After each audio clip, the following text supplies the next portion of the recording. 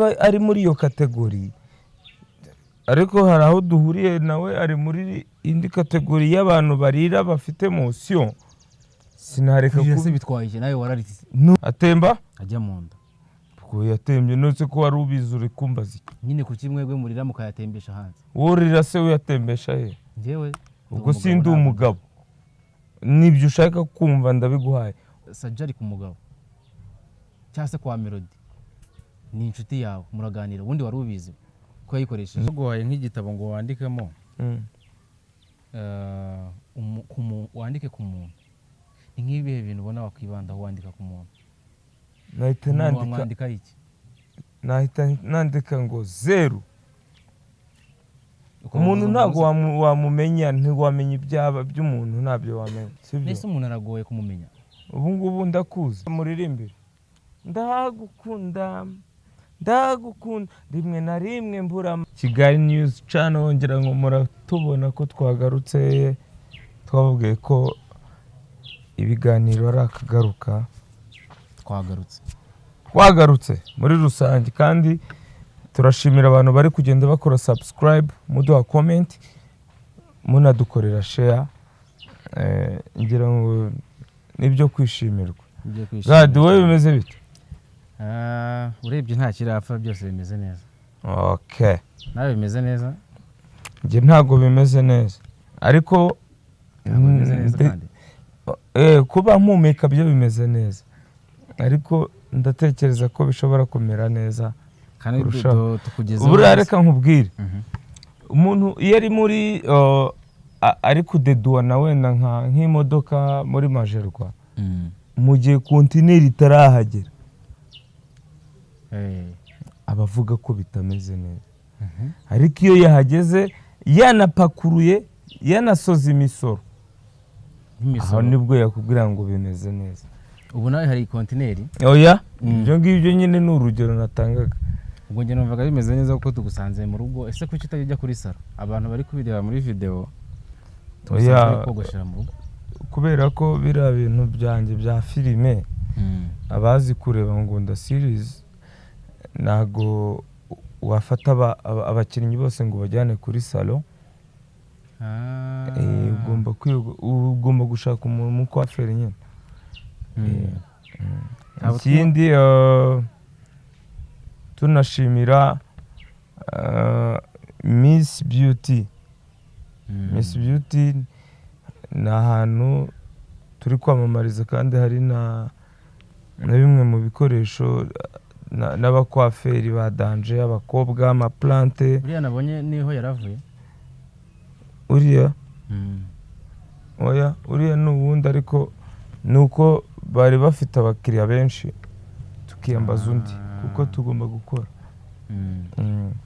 Amaji dutangira ikiganiro ndashaka ko duhera ku bintu biri kuvugwa ku bintu bivuzwe mu minsi itambutse muri weekend ntabwo twabashije kubonana kubera akazi kenshi ku mpande zombi yego ariko hari ibintu nka bibiri nje nshaka ko tuvugaho ku biri kuvugwa ntabwo nshaka ko turi bujye muri byinshi ndashaka ko turi buhere ku muntu witwa The Ben we na madamu ba brand ambassador Famille de Ben yego nanjye ni ibintu nyine urabona ko abahanzi hari ukuntu nyine babona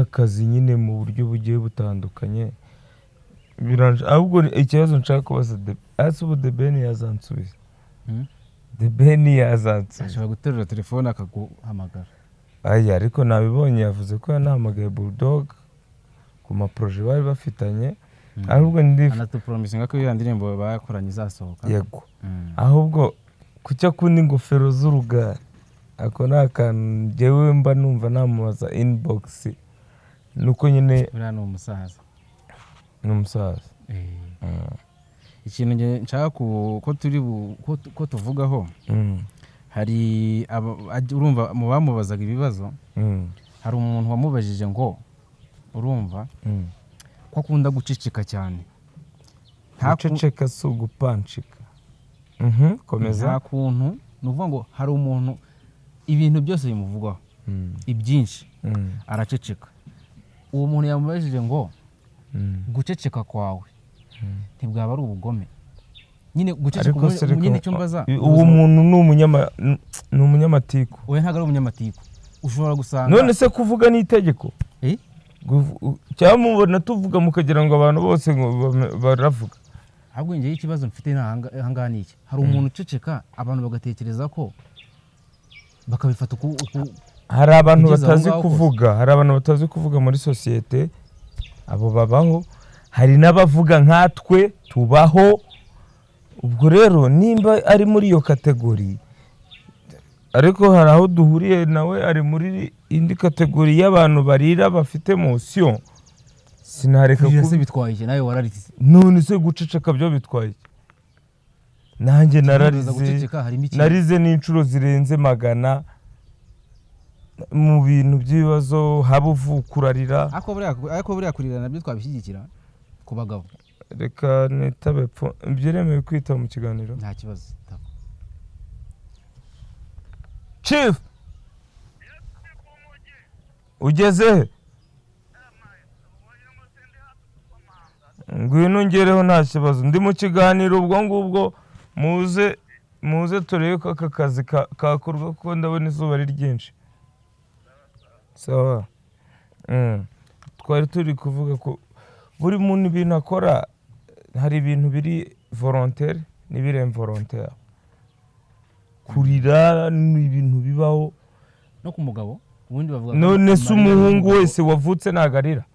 ariko abataraba umugabo, ariko amarira y'umugabo yo yamaze kuba umugabo atemba ajya mu nda. ko yatembye nose ko wari ubizi uri kumbaza nyine ku kimwegwe murira mukayatembesha hanze. worira se uyatembesha he? Njyewe ubwo sindi umugabo, nibyo ushaka kumva ndabiguhaye. ubwo sindi umugabo kuko y'abagabo atemba ajya he? mu nda. ubwo sindi wenyine. nose usumva ko ari compare nuza nuvuga ngo ni opposite. nimba y'abagabo atemba ajya mu nda, ayanjye ntajye mu nda, na Debeni ntajye mu nda, njye na Debeni turi mu gatebo kamwe. sinanye njye nyine Bishop Gafaranga, abandi ni bande. yararize kwa Sabe yararize arikurunga. undi ninde bararira. ese kurira bigutwaye iki se ubundi? bikuba hari mushwari umuntu agusabye. ahubwo se bifasha iki umuntu kurira? kurekura amarangamutima yawe akaba yajya hanze, asohokera mu marira.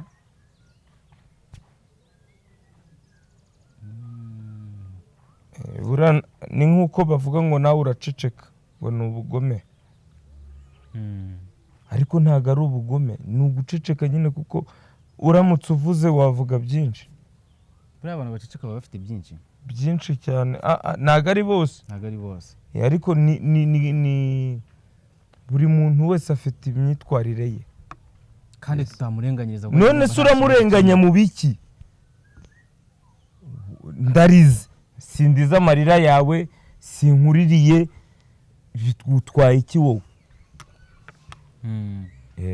none se ndi kwibaza ku kindi kintu abantu bibaza, nkibaza ikibazo kirimo ni ikihe. ariko nanjye nanone nkagira utundi tuntu nibazaho nanone. wa mugani Melody yaragarutse mu rugo, yego, ariko akigera i Kigali abantu bati avuye gukoresha ibyitwa sajari. nubwo njye nari mbizi, yego, abandi bati sajari ubundi twari tuyimenyereye ku badamu. we ngo burya ngo inda barayibaze, ngo n'ikimenyemenye ubu ngubu ngo ntashobora gukuramo isengeri ngo atwereke ku nda, ngo kuko ngo muhakoresha iki?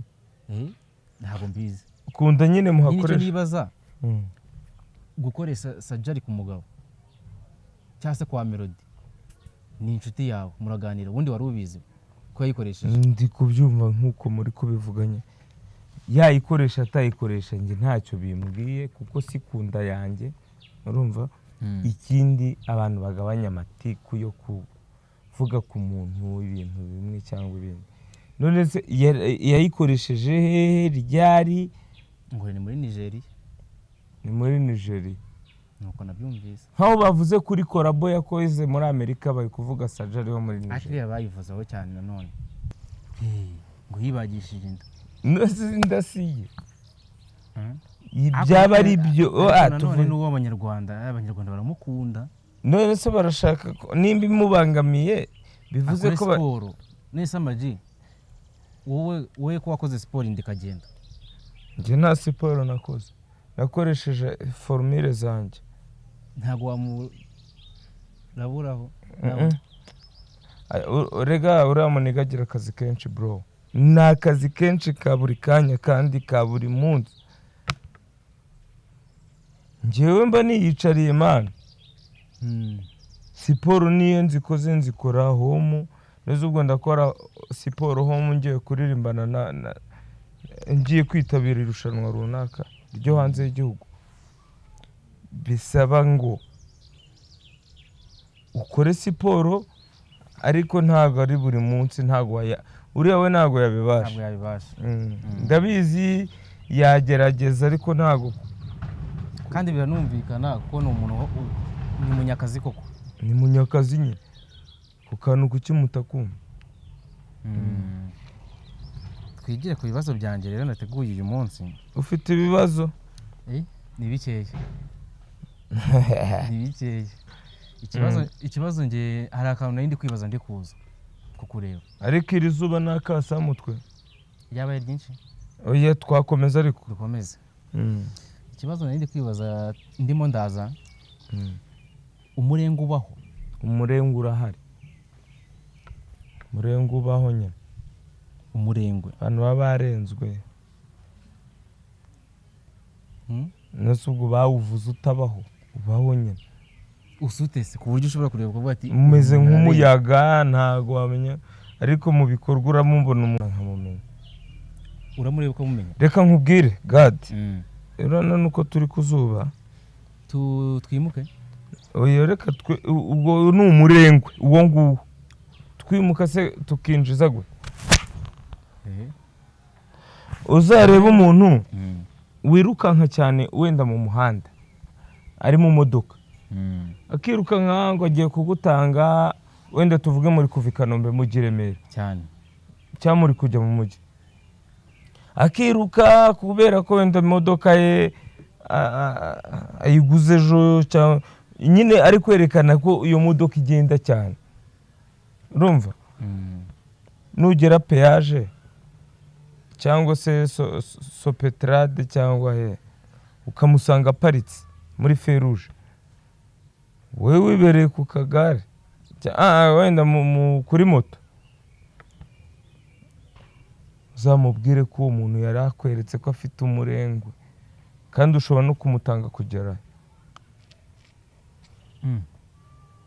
si wihuse se ngo uri kwihuta ngo bagiye gukinga ngo kuri runaka banke runaka nkagusanga uparitseho nese kugira ngo umuntu atagaragaza ko yarenzwe yagenda buhoro kandi uwabitweretse ko atarenzwe ari uwo waje buhoro gake barakubwira ngo petit à petit l'oiseau fait son nid ikindi ngo ushobora kuzamuka muri esanseri Koffi Olomide yarabiririmbye ukagenda muri esanseri ngo uri kwihuta ngo wenda ngo ugiye guhembwa amafaranga kumbi umuntu uje kuguhemba ari kugenda kuri esikariye ugomba kwicara ugategereza kumutegereza none se urahembwa nani so rero umurengo ubaho kandi kwiyemera ni impanga y'umurengwe amaji hari urukundo mu bantu ntarwo rurahari hari n'uburyarya ariko ikintu kibabaje ni ukutamenya kubitandukanya urukundo n'uburyarya yego ibyo bintu nabyo biragendana ntabwo kubitandukanya ahari urukundo haba hari n'uburyarya oya hari abantu bafite urukundo hari nk'abantu wenda ariko mu bantu hoye mu bantu hoye none se kujya ukumva ngo usezeranye n'umuntu ngo muzatandukanywa n'urupfu ukumva niwe wirukanka muri divorce nase ubwo yaba yibagiwe isezerano mu bantu ni ibintu bihari bisanzwe nta rukundo mu bantu umuntu uramunyuraho wenda ushonje afite ibiryo agiye kumena ntagoye ku biryo se aba abantu bamenya ibiryo babaho mama yinite we afite paka yaguze wowe ufite nimero ku gapapuro mama yinite mvugane na mama wanjye wambyaye. telefone yanjye sinjye nyihamagaza abantu nazi. Urwo rukundo rero ahantu muzarumbwira simpazi. So ibyo rero by'urukundo hari abarufite pe, hari abarufite cyane, natwe baturemera banadufasha rimwe na rimwe iyo bibaye ngombwa. Uzabaza umuntu wese wo mu Rwanda umubaze ko atazi tuyita inshinga, tuyita inshinga ivuge twumve, yitwa World Limit. njye ntayo nzi. Rahira nose ubwo abantu bari kukubona wowe ndarahiye. urarahiye uzayimenya. Rero hari abantu bifitiye umutima wa kimuntu bashobora kukubwira ngo turakwikundira bakagukorera akageste runaka. Yes. Abo ni abantu bafite ubumuntu kandi simuziranye, ntimurahura, nta n'ikintu na kimwe ubafasha, kandi bakoreye amafaranga bakavuga ati God kubera tumukunda, kubera channel ye aduha ibiganiro byiza, sibyo? Abo rero nibo bafite urukundo. Simvuze ngo babikore, ariko abo bantu babaho hanzanga barahari. Niyo mpamvu nkubwira ngo nimero zanjye nkazivuga abantu bakahita bavuga ngo ubwo amani ngo hari n'ababyita gusabiriza. ntamaze gusabiriza n'icyaha. Nsabirize se ni umuco mubi wisabiriza. no kuvumba ni umuco nyarwanda kandi ni umuco mubi. Kuvumba ni umuco mubi. Hari ubukwe se butagira abavumba cyangwa ikindi kintu? Kuvumba ni iki? Kuvumba ni iki? Tuko nabivuga ntebaho. Ni ukujya kunywa inzoga z'abandi bantu udafiteho uruhare. Utatumiwe ahantu utatumiwe. Ariko paka unyweyeho. Noneho nibyo birasa n'ibyo byose. Rero njyewe reka nemere ko suza abantu bemera ngo nge ndi umuvumbyi.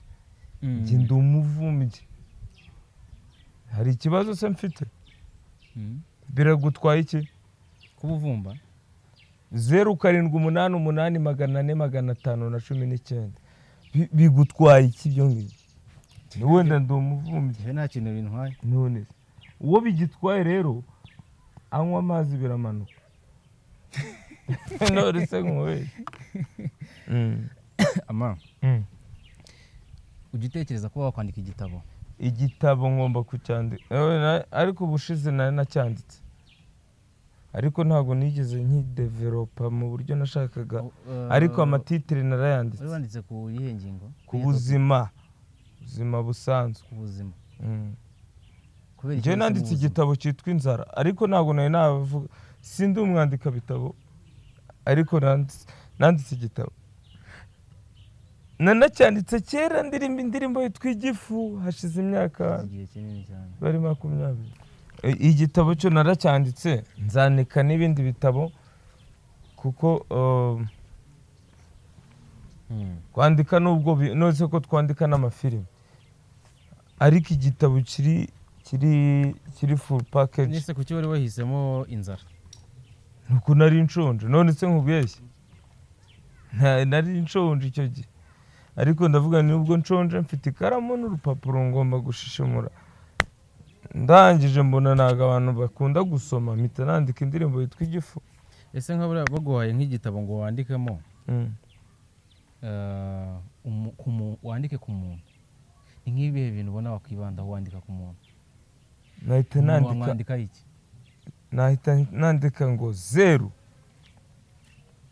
Umuntu ntago wamumenya, ntiwamenya ibyaba by'umuntu, ntabyo wamenya. Nese umuntu aragoye kumumenya? Ubu ngubu ndakuzi, uretse kuba nzi ko witwa God. Hari ikintu ukeneye kumenya se? Nyine urumva usubwo nakwandika iki? Nukwandika ngo God, umuntu tuziranye witwa God. Ukaburanije ku develop umuntu. None se ko nose ndinjiramo ndanyuraye. so rero umuntu ni mugari, umuntu ni umuntu kumusobanukirwa biravunanye, sibyo? Rero niyo mpamvu nta kwandika ku umuntu namuririmbyeho, ariko kumwandikaho byaba chapitre zirenze 10, byaba nka dictionnaire, nka Bibiliya. Erega n'abari abantu bandika muri Bibiliya n'abana, ngo Matayo ngo nuko ngo amanuka n'umuntu, kandi yamanutse mu bana. Baya n'Imana yabahumekeyemo amajwi. Imana sihumekera mu muntu, Imana ifite none se bara ni imiheha. Ibyo tubyihorere sinshaka kubyinjiramo. Twibyinjiramo cyane. Hari umuntu nimugoroba twari turi kumwe aragukunda. Umuntu unyanga se anyangira iki? Umuntu arangwa ngo yidekaraye. Umva rero abatari dekarara. Uwo muntu arambwira ati amaje ndamukunda cyane ko nimwongera guhuza mumbwirire ko umuntu ngajya babazwa cyane nuko nta ndirimbo y'urukundo ugira ngo basa ajye yishyiramo mu rugo abana bayumve. Ayumvisha umugore n'abandi bantu y'urukundo. Uzi ko ziriya ndirimbo zose ndirimbo ari z'urukundo. Reka. None se nkubwiye ngo ayo mashuri mudusaba twararangije, si ugukunda abantu bayarangije nye? Ese abantu ntibabakunda? Baradukunda. Urashaka indirimbo nk'izi zaba bahanzi babeshya? Ntago njya mbeshya bro. Babeshya ngo ndirimbye indirimbo hano, abantu bahita babyumva bakavuga ati yavuze twe. Abantu mubeshya murabizi. Wari wumva umuntu w'umuhanzi uririmba ibintu by'urukundo, waririmbye wenda izina ry'umugore we? Baba baririmbira societe sintekereza. Societe se nibi ndi kukubwira ubwo se societe najye mba ndirimbira societe. Ariko umuntu yarakeneye indirimbo y'urukundo amaji kandi ni ubutumwa yari yampaye. Okay, reka muririmbire. Ndagukunda rimwe na rimwe mbura amagambo mbivugamo. Sinkuririmbe wa mukunzi. Ibyo si byo mushaka. Kazagende yumvishe mu rugo ibyo ngibyo iririmbe. Yes. Wowe indirimbo y'urukundo ni itanga ibyishimo muri societe nyarwanda, ifite n'ikintu yahindura. Izo bajya kuziririmbira iwabo mu nzu, sibyo? Ariko urukundo rwo rubaho umunara. Nose ubwo zaziyada si indirimbo nziza cyane. Hako ko uramutse duhaye hari indirimbo ya mbwira nk'urugero, indirimbe nk'indirimbo yitwa nguki? Hari indirimbo waririmbye, ntago nzi nimba izina ryayo riri Riza. Ariko hari indirimbo imwe waririmbye ijya kumera nk'iy'urukundo. Niza kuza ndaza kwikubwira. Ijya kumera. Iyo ukomereza muri uriya murongo nkurikije ibintu uwo mupapa yambwiye. Urwo rukundo ruzahagarare. Musharinge ibitekerezo byanyu nibyo tugenderaho. Iyo God asomye comment turazireba tukishima. Iyo mukoze like, yes, reka tujye mu kazi rero. Maso ngwino usuza abantu. Ntafata mikoro asuza abantu. Na Pfunsi aze namubonye. Pfunsi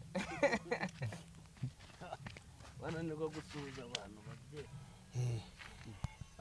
Akirasuhuza abantu bakureba. Sekaba yaraka. Pfunsi Umusego wawe usetswa n'iki? Pfunsi.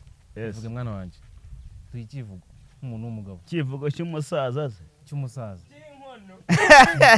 Nadukubita iki? Amana nce bugufi ndanesazi. Pfunsi rero. Ndasuhuza abankunda n'abatankunda. Mwese ndabasuhuza. Ugira abantu se batagukunda? Ariko ndabasuhuza ngero. Nimba batankunda ibyo ni ibyabo. Ariko abankunda bose n'abatankunda turi kumwe. Icyo ngicyo ukoze ni ukubasuhuza. Ngaho ivuge. Nitwa Pfunsi. Ngiye Pfunsi mwumva. Musaza. Urengeye kubakoramo akantu k'akazi. Ye kuba kubita ibitwenge n'ibitekerezo. Mbaho utuntu one nitwa Mwanafunzi. Ubwo mwumvishe uwo mbabwiye. Ngiye kuba utuntu tw'ubwenge twakungura ubuzima. Twatanga ibintu bizima. ndaje kandi ubuzima ni iki? ubuzima ni ukuba uriho kandi uriho neza, kandi n'umuryango wawe uriho neza cyangwa n'inshuti zawe ziriho neza, nicyo bita ubuzima. Nibwo buzima. Nibwo buzima. Ntabwo ubuzima ari ukuba ibintu biraho. N'ibitekerezo byakungura ubuzima. Byakungura ubuzima. Byakungura nawe ko se wakongera ibindi. Ubundi se wakongera ibindi. Wowe washyizeho ibindi. Nimba nkubwiye ibitekerezo wowe kuki nta bindi wakongera? No kumbaza gusa. Wongeyeho iki? Wongeyeho iki? Nuko tugushimiye abantu bakomeze barebe ngo ushimye iki? Ushimye ibintu byakungura ubuzima. Mu bintu cyako numvishemo ikintu cyo gukungura ariko nta kibazo. Gukungura se wundi kankubaza. Kungura ubuzima. Kupa ibyo bintu byawe. Urabikupa ntabyo ukupa. Ntabikupa. Kubirakariye mu. Nuko ibintu byungura ubuzima.